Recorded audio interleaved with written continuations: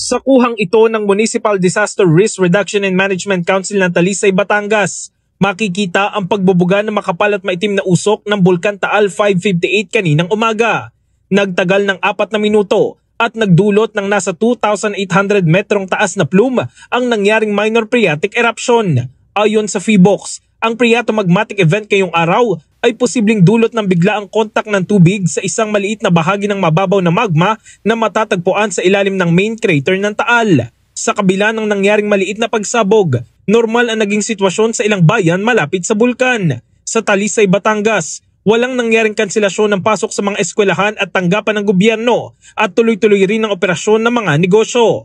Wala ring ashfall na naranasan at hindi nag-amoy asupre. Gayunpaman, hindi nananatiling kampante ang lokal na pamahalaan at patuloy na minomonitor ang sitwasyon. Bagamat kami nasa level 1, ibig sabihin, hindi pa rin kami dapat magkampante. Kaya nga, agad-agad, ipinost namin sa FB page ni Mayor, kasi karamihan naman nakapalo kay Mayor, nakalagay doon, ito ang tunay na nangyari kanina.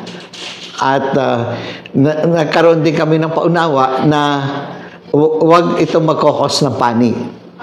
We need to inform our kababayan na itong estado ng bulkan natin sa ngayon. Samantala, sa bayan ng Agoncillo, Batangas, nagpatupad ng modular distance learning matapos sumimoy ang amoy ng asupre at nagkaroon ng ashfall.